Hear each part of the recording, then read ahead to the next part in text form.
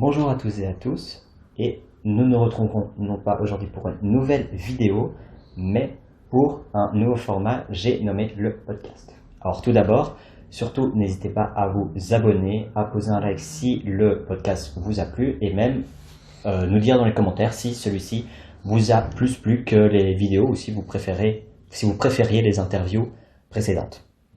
Aujourd'hui, nous allons donc traiter d'un tout nouveau sujet. J'ai nommé l'organisation du temps pour un étudiant. Nous allons commencer par la to-do list. Alors une to-do list, pour ceux qui ne sauraient pas, c'est tout simplement une liste qui reprend chaque chose à faire dans la journée. C'est-à-dire, on parle des choses importantes, on parle de faire la vaisselle, se lever, nettoyer le lit, tout ça. Quoique, ça peut aussi. On peut Oui, également mais alors le mettre dans... mais alors c'est plus une to-do list, c'est un planning de la journée. Ce qui Ah, n'est pas si. vraiment pareil. D'accord. C'est une to-do list, là on parle d'une to-do list qui te servira à avancer sur tes objectifs sur la suite. Tu vas pas un planning de la journée. Alors, du coup, une to-do list se compose en plusieurs points. C'est pas juste un simple bout de papier avec lequel on écrit quelque chose. C'est la première point, c'est être précis en séparant en plusieurs sous-tâches. C'est-à-dire que si on a un gros objectif à réaliser sur la journée, on le note sur cette to-do list et ensuite on le sépare en sous-étapes pour arriver à la fin de cette étape. Imaginons maintenant que vous devez chercher de nouveaux clients. Vous mettez chercher de nouveaux clients en étape 1. Ensuite, en sous-étape, vous mettez comment vous allez trouver ces nouveaux clients. Par exemple, faire une campagne Facebook, appeler, envoyer des mails, ce genre de choses. Ça, c'est une sous-étape parmi une grande étape. Ensuite, la deuxième chose, ce serait du coup de avoir des objectifs sur le court, moyen et long terme. Quand on parle de court terme, on parle sur plusieurs jours. Moyen terme, on parle sur plusieurs semaines. Et long terme, on parle sur plusieurs mois, voire une année.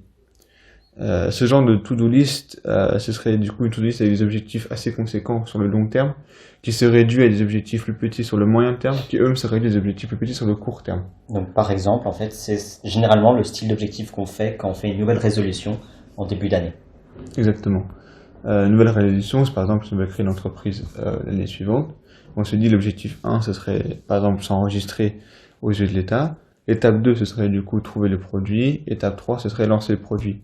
Ça, c'est sur le long terme. Moyen terme, du coup, c'est je vais sur tel site, je m'enregistre à tel endroit, je fais telle chose. Court terme, ce serait aller à telle heure à cet endroit-là, faire ci à cet endroit-là. Et ensuite, ça, c'est pour le court, moyen et long terme. Mais ça ne se limite pas qu'aux entreprises. Ça peut aussi très bien aller plus loin, comme par exemple ce qu'on souhaiterait faire au sein de l'entreprise de quelqu'un d'autre. Par exemple, si on est employé, qu'est-ce qu'on pourrait faire pour avoir une promotion cette année-ci, ou ce genre de choses. En tant qu'étudiant, quel serait mon objectif aujourd'hui dans l'année scolaire, pouvoir avoir de meilleures notes et ce genre de choses. Le troisième conseil qu'on pourrait vous donner, c'est de les lister par contre par ordre d'importance. On peut avoir donc plusieurs objectifs dans sa to-do list, plusieurs choses à faire, mais commencer par ceux qui, je ne sais pas si vous êtes familier avec la loi de Pareto, donc c'est la fameuse loi des 20-80, où on essaye de faire 20% des actions avec les 80% de bénéfices, et donc de mettre en priorité ces tâches-là qui vous rapportent gros et qui ne sont pas nécessairement longues à faire. Difficiles peut-être, parce que elles sont généralement des tâches que l'on procrastine, qu'on n'a pas envie de faire, mais c'est très intéressant et c'est très important de les mettre en priorité parce qu'elles ont un gain énorme. Ensuite, au niveau des deadlines aussi, c'est très important. Surtout ne pas se dire ok, aujourd'hui je vais travailler sur ça, point. Mais se mettre une deadline, ok, à la fin de cette journée par exemple, j'aurai fini tel point. Et pour savoir quand on termine cet objectif, on propose de le faire par la méthode de l'objectif SMART, c'est-à-dire un objectif qui est spécifique, qui est mesurable, qui est atteignable, qui est réalisable et qui est temporellement accessible. L'objectif SMART étant du coup une mission qu'on retrouve en marketing pour détailler une entreprise, par exemple. Tout à fait, c'est quelque chose d'assez connu que beaucoup de gens utilisent. Et n'hésitez pas, si le sujet vous intéresse davantage, qu'on fasse une vidéo plus en profondeur. Mais juste après, en fait, on aura une phase pratique où on va montrer comment mettre en place ces outils-là. Alors ensuite, l'avant-dernière étape, c'est de ne pas surcharger sa to-do list. On doit se limiter à 3 gros objectifs de la journée divisé en 3 sous-objectifs. C'est la règle de 3 qui existe partout dans ce monde. Quand je dis ne pas surcharger son temps, c'est-à-dire que si on se limite, si on va plus loin que 3 objectifs, on est sûr et certain à 95% qu'on ne va pas arriver à faire tous ces objectifs. Si on en met 6, c'est beaucoup trop. Si on en met 3, on a beaucoup de chance de faire 2 sur les 3 plutôt que faire 2 sur les 6. On fera beaucoup plus de choses en mettant 3 objectifs qu'en mettant que 6 ou 5. Ça, c'est ne pas surcharger. Ensuite, la dernière étape serait d'avoir un plan flexible pour gérer les imprévus. Donc, ne mettez pas des heures spécifiques à laquelle vous voulez finir vos tâches. Mettez simplement une deadline, c'est-à-dire aujourd'hui, je fais ces 3-là d'office. Si c'est pas fait, ça doit être fait, point. Ça doit être fait, c'est tout. Et avoir un plan flexible, c'est dire que si jamais il se passe des imprévus, disons que votre mère vous appelle pour aller dîner ou alors que vous avez un rendez-vous importuné à ce moment-là, savoir que votre plan peut être fait après cet imprévu.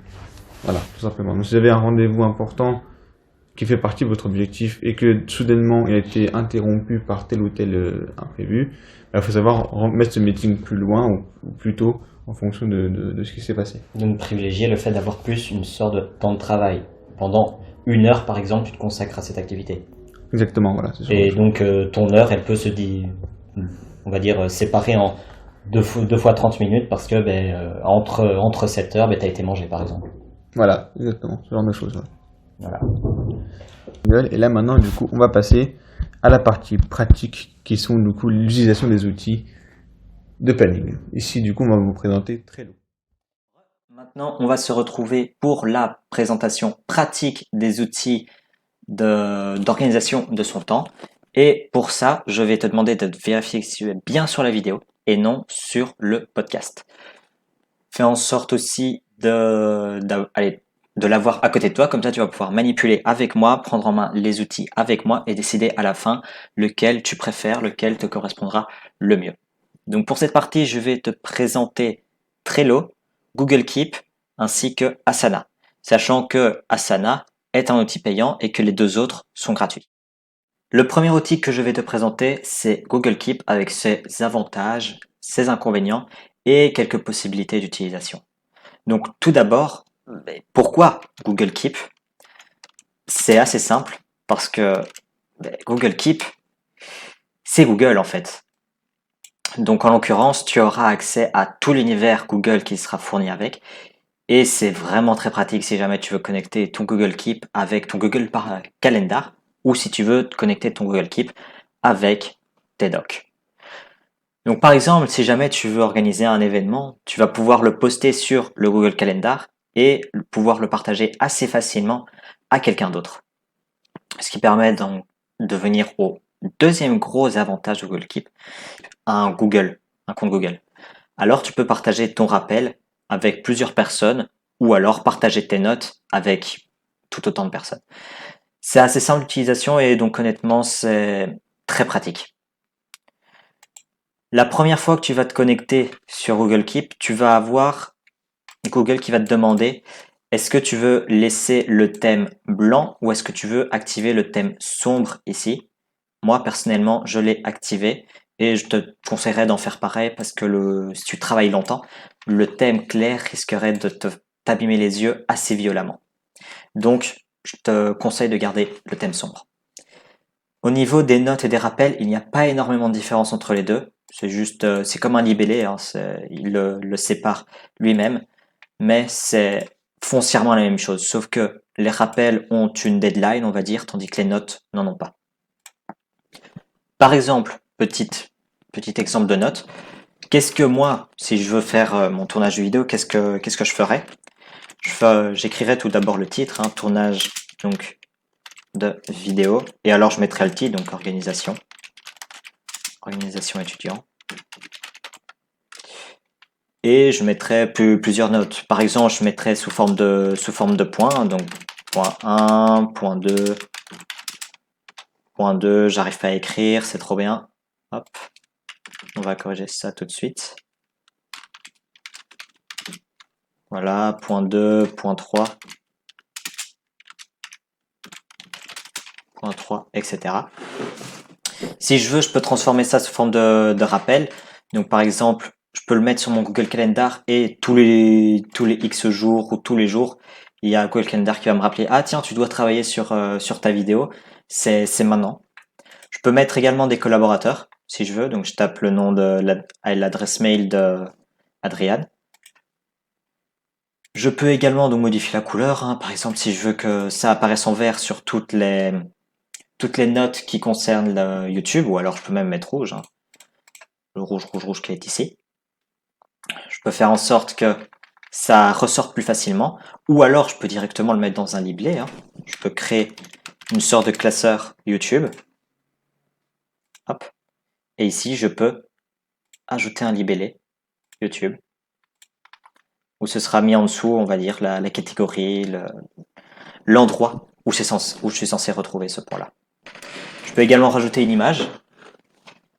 Donc si jamais je veux parler d'un tournage, ben, je peux rajouter voilà, une petite image de tournage pour se représenter très visuellement, parce que là, on dirait pas, hein, j'ai qu'une seule note, c'est assez simple, mais on peut subdiviser ça en plusieurs notes. Et quand on a plusieurs projets à travailler, ben, on se retrouve très vite assez submergé de notes. Donc si de 1 c'est libellé et qu'il y a une image, c'est très facile de voir, d'avoir une vue d'ensemble sur les projets. Et évidemment, une fois que ben, les 3 points sont terminés, que je me dis c'est OK, je peux aller l'archiver. Et donc si je veux le montrer sur Google Calendar, je peux dire par exemple, ben, écoute, demain à 8h, ou alors je peux sélectionner une autre date, hein, mais si demain à 8h, je veux commencer à travailler sur la vidéo, eh bien je vais dès lors aller sur mon Google Calendar. Donc vous pouvez, allez, si tu cliques sur le rappel, tu peux choisir exactement quand, quel jour, à quelle heure. Ah, désolé, oui. Non, c'est toi en fait qui peut sélectionner. Par exemple, je veux demander de commencer à travailler à 3h30. Ou alors, je peux demander à commencer à travailler plus tôt, plus tard. Le nombre de fois où c'est répété aussi. Avec le nombre de fois où ça va se reproduire. Donc là, par exemple, vu que c'est sur une vidéo avec 3 points, ben, je ferai peut-être 1 point par jour. Et ce serait répété tous les 2 jours. Donc ça va se produire 3 fois tous les 2 jours. Donc voilà, on voit que ça a bien apparu sur le Google, sur mon Google Calendar, avec les 3 points ici qui peuvent être expliqués, hein. Ici, je mets juste point 1, point 2, point 3. Mais voilà, je peux mettre par exemple point 1, ce serait le tournage, non, l'écriture du script. Point 2, ce serait le tournage, et point 3, ce serait le montage. Par exemple. Et si jamais j'ai plus besoin qu'en fait ça revienne sur un Google Docs, qu'on puisse travailler directement, je peux le copier dans un Google Docs. Et donc là, même chose, si je vais dans mon Drive. Donc voilà, et si c'est bien apparu dans mon Google Drive, il suffit de le partager éventuellement aussi à Adrian, ou même lui aura accès à ce fichier et il pourra le modifier. Donc pour que vous organisiez mieux vos rendez-vous. Dernière chose sur Google Keep, son inconvénient, assez gros inconvénient je trouve, c'est sa simplicité. Il est simple, voire même un peu simpliste sur les bords. Donc si le projet est un petit peu trop ambitieux, trop gros au niveau de l'organisation, Google Keep ne serait pas l'outil que tu utiliserais plus précisément. Tu irais plus sur quelque chose de plus professionnel, un petit peu plus développé, comme par exemple Trello que je vais te présenter juste après, et Asana. Le deuxième outil que je veux te présenter, c'est Trello. C'est un outil de gestion de projet qui est un peu plus poussé que Google Keep, mais qui reste vachement simple à utiliser tout de même. L'avantage de Trello, c'est qu'il est plus visuel parce que c'est sous forme de carte et en plus c'est très interactif. Tu verras quand je te ferai la démonstration. C'est très simple à prendre en main, très interactif et visuellement, franchement, c'est limite beau. C'est donc une excellente alternative si jamais tu veux travailler en équipe sur un projet et que tu veux le faire gratuitement, par exemple. Donc là, vu qu'on est sur un outil qui est plus professionnel, on a d'autres plateformes qui sont connectées plutôt que juste Google. On a donc par exemple Slack, on a Jira, Evernote, Todoist, et puis Google, hein, évidemment, mais on en a d'autres, hein. On a aussi Dropbox et on a en fait tout l'univers de Jira, donc Atlassian, qui est en fait qui a été développé, qui a développé Trello. Voilà, une fois que tu arrives sur la page d'accueil de Trello, vraiment très très simple. Ils expliquent en dessous tous les avantages d'utiliser Trello, le speech qu'on entend habituellement. Et puis vous avez l'inscription, très facile. Vous mettez votre mail, inscrivez-vous et tout se fera automatiquement. Moi j'ai déjà un compte, je vais donc aller à mes tableaux. Une fois que tu t'es enregistré, normalement tu arriveras sur cette page-ci, donc la page d'accueil où on répertorie tous les tableaux, ou alors ils vont directement te proposer de créer ton premier tableau.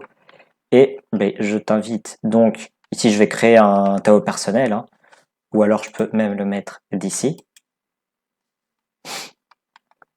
Voilà, tu ajoutes le titre de tableau, ici par exemple je peux mettre le projet YouTube. Tu as la petite équipe en dessous, si jamais tu as déjà mis une équipe. Hein. Moi, personnellement, je n'ai aucune équipe parce que Adrien et moi, on n'utilise pas ce système-ci. Public, privé, est-ce que tout le monde peut voir le tableau ou pas? Personnellement, je vais le mettre en privé. On peut changer, oups, petit misclic. Donc, je disais qu'on pouvait changer le fond. Donc, par exemple, ici, c'est un fond bleu comme mon tableau personnel ou alors le tableau derrière de Off Earth. On a un exemple ici, même si ils ont certainement été le chercher un petit peu plus loin. Donc voilà, ici on a plein d'autres images possibles. Malheureusement, on ne peut pas en upload, donc on ne peut pas déposer nous-mêmes nos photos. Ok, une fois que tu as ouvert ton tableau, normalement tu devrais trouver sur quelque chose comme ça. Donc tu as le titre de ton tableau ici. Est-ce que c'est personnel ou privé? Donc moi ici c'était un personnel, donc c'était un privé, mais je pourrais me mettre en équipe et public par exemple. Ici on a tous les membres du tableau. On peut en inviter, hein. Si je veux, je peux ajouter Adrian. Mais d'abord, il doit donc être rajouté dans une équipe ou alors créer une toute nouvelle équipe. Hein.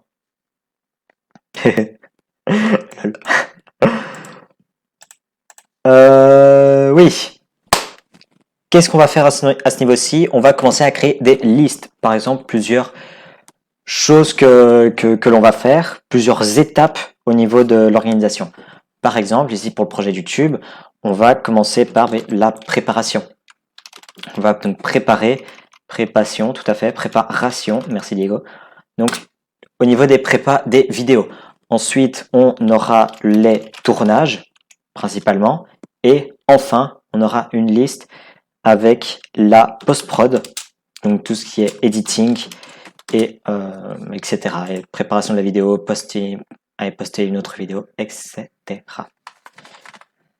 Une fois que vous avez créé vos colonnes, hein, là c'est vous qui créez votre liste. Hein. Vous pouvez faire juste une seule liste avec énormément de cartes, ou alors faire plusieurs petites listes bien rangées avec plusieurs cartes. Ça c'est votre choix. Personnellement, si on voulait lancer une vidéo, qu'est-ce qu'on ferait? Donc, on irait dans la préparation. Déjà, il faudrait trouver un sujet de vidéo. Et en préparation, il faudrait également écrire un script. Au niveau des sujets, par exemple, on peut donc mettre plusieurs choses. Par exemple, moi, je m'occupe de trouver un sujet. Donc, si j'avais Adrien dans mon équipe, il serait juste en dessous avec AD. Mais je peux lui dire qu'au lieu que ce soit moi, je lui dis, écoute Adrien, pour cette vidéo, je pourrais pas faire, donc essaye de trouver des sujets. Adrien irait trouver des sujets et il mettrait peut-être dans une checklist, par exemple, les sujets potentiels. Merde, il me manque un S. Voilà. Les sujets potentiels. Par exemple, on pourrait reparler du dropshipping, ou alors, pas de chapeau. On pourrait reparler du dropshipping, ou alors, là, ici, l'organisation de son temps en... Je vais me faire incendier dans les commentaires, je pense, en tant qu'étudiant. Merci de ne pas me corriger. Enfin, non. Ouais, non, je crois que c'est ça. Bref. Et je sais pas si vous l'aviez déjà remarqué, donc je peux l'attribuer à quelqu'un d'autre, mais là, Malheureusement, il faut le truc supérieur. Par contre, on peut y mettre une... Ah non, non, c'est pas là, désolé. Je pensais que c'était une date limite, mais non. Ça, c'est pour... Donc, c'est pour... J'en perds mes mots. Pour cette tâche, vous pourriez mettre une date limite ou quoi que ce soit, mais non. On peut mettre, avec le compte Trello gratuit, on peut mettre une date limite. Écoute, je veux que ce soit fait pour demain, midi, par exemple. Donc pour demain c'est là, Théo, s'il te plaît. Un jour avant, c'est maintenant. Et vraiment, s'il n'y a pas pensé, lui rappeler de 2 heures avant. 2 heures avant. Et voilà. Bientôt à échéance, donc il faut le faire assez rapidement, ceci. Et une fois que c'est fait, on peut cocher et c'est bon. Sachez que si vous l'installez sur votre téléphone, donc Trello, vous pouvez l'installer sur votre téléphone, vous aurez une notification quand ça arrive bientôt à échéance. Donc vous pourrez être rappelé, tiens, il faut que je fasse ça bientôt. Même chose, au niveau des étiquettes, c'est enfin moi j'utilise beaucoup ça personnellement parce que je peux, si je mets une étiquette verte, donc vous voyez ici au-dessus il y a une petite barre verte ici. Je peux dire, écoute, je vais estimer que ça, c'est quand la tâche, elle est terminée. Quand elle est terminée. Si jamais elle n'a pas été terminée, mais que je l'ai commencé, par exemple, je mettrai quelque chose comme ça. Donc voilà, ça a été commencé, mais je dois encore le terminer. Et une fois que ce sera bon, je vais juste switcher, je vais passer à terminer. Et quand c'est pas encore commencé, je mettrai cette couleur, par exemple. Donc voilà, je mets la petite étiquette, ça n'a pas encore été commencé, donc il faudra bientôt s'y mettre, sachant que c'est orange, donc c'est un sujet qui est très très urgent et que tu as beaucoup procrastiné. Quand c'est orange ici et que la date à échéance est bientôt. Autre chose qui est très intéressante, c'est voilà, moi je mets souvent si c'est annulé, parce que souvent j'annule des travaux que je dois faire. Donc souvent j'annule. Mais voilà. Des petites étiquettes sympatoches à utiliser, à savoir qu'on peut en mettre plusieurs en même temps. On peut rajouter d'autres étiquettes, donc on peut créer d'autres couleurs, etc.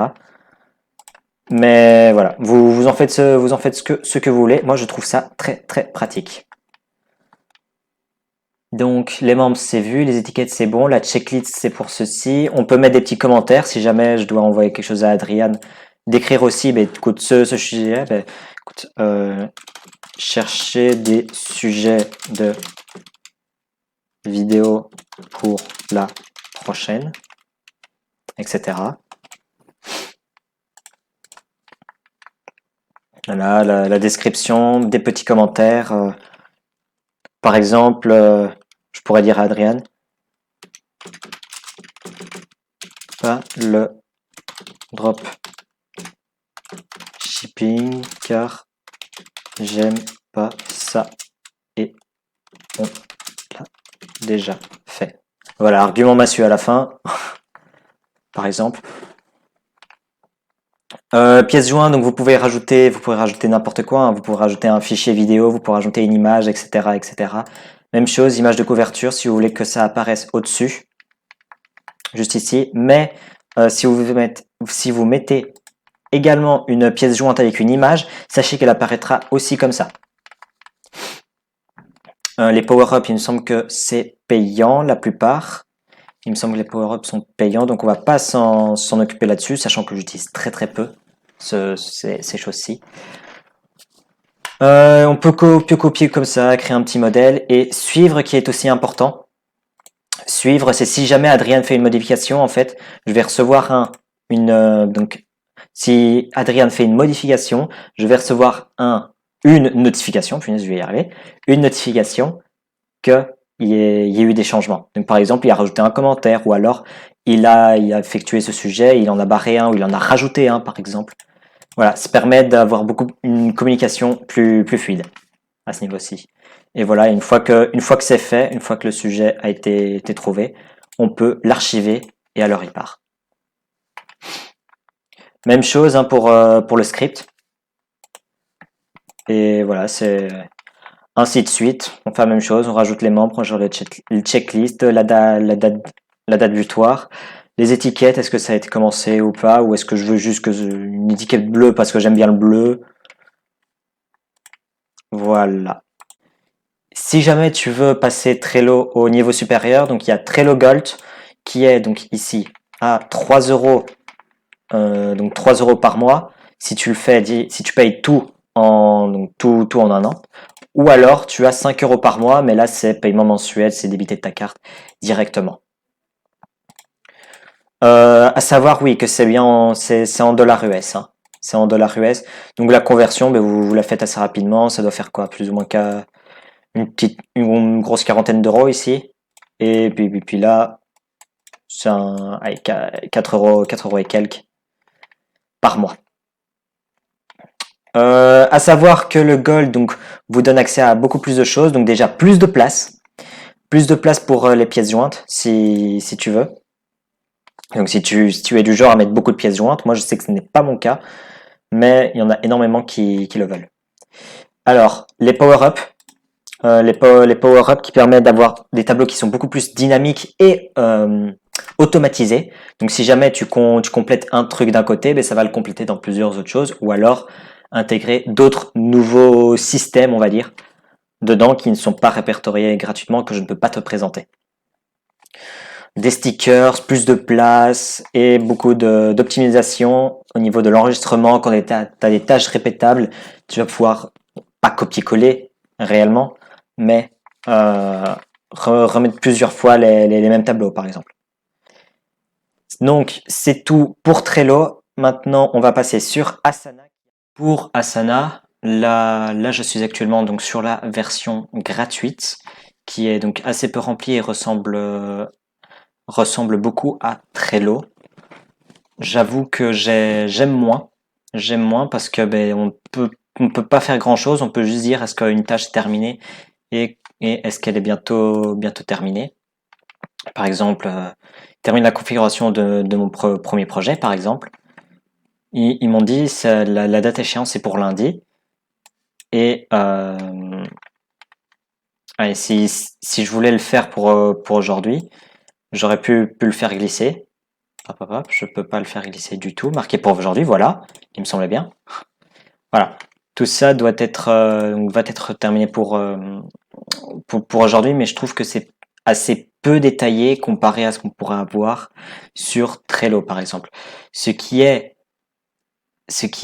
allez, le gros atout d'Asana réside dans sa version payante et c'est ce que moi j'appellerais la chronologie.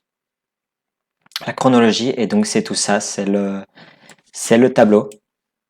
C'est tout ce tableau qui est là. Donc le gros atout d'Asana, c'est sa chronologie. Sa chronologie, c'est vraiment le truc qui est intéressant ici, c'est qu'on puisse voir à quel moment qui fait quoi de manière super visuelle. Donc là, par exemple, on voit très bien que l'event doit être schedule on doit poser la date de l'événement pour hier, sachant qu'on est le 30. Donc hier, la date de l'événement a été posée. Ensuite, aujourd'hui au 30, on voit qu'il y a 2 tâches qui doivent se faire. Donc il y a 3 conférences, des conférences qui doivent être proposées. Et on doit poser les dates également pour des sessions de travail pour cet événement. Du coup, ça continue.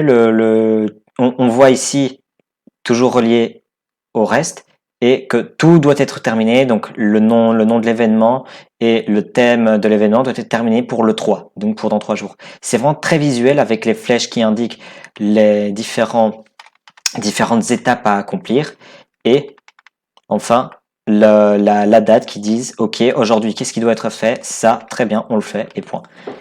Même chose, on peut aussi mettre différents codes couleurs, on va dire, avec un niveau d'importance, avec une high priority, enfin une haute, une priorité haute pour certaines tâches, une priorité plus faible pour certaines, où on peut dire, écoute, c'est pas grave si par exemple on n'a pas encore trouver de dates précises pour pour les sessions de travail. On peut se dire, c'est une priorité faible, mais le premier. S'il n'y a pas d'autres trucs avec plus que priorité faible, eh bien, on devra trouver les sessions de travail. Donc voilà, c'est au niveau de l'organisation, c'est très visuel, c'est assez simple à prendre en main pour avoir eu un Asana Premium. Très simple à prendre en main, super utile, et la communication se fait très facilement avec tous les commentaires qui peuvent être partagés, et les commentaires qui peuvent être partagés et les notifications si jamais il y a des changements. Pour les différentes formules, vous pouvez demander plusieurs tarifs. Évidemment, c'est un petit peu plus cher que Trello, mais vraiment, pour moi, rien que pour la chronologie, personnellement, il vaudrait le coup. Il vaudrait le coup. Au niveau de la chronologie, donc on a évidemment le tableau de bord qu'on a comme dans Trello, les champs personnalisés, toutes les règles, quelques formulaires, tout plein de choses qui peuvent être automatisées. Et oui, donc c'est beaucoup d'automatisation à ce niveau-ci. Là, c'est pour si jamais on doit réellement partager dans le business avec plusieurs choses, donc avec la possibilité de verrouiller les tableaux pour éviter que ce soit trop changé, que ce soit révisé, qu'il y ait aussi une arborescence plus aisée à vérifier. C'est voilà, très très intéressant, je trouve. Très très intéressant. Pour les équipes, c'est quasiment un must-have.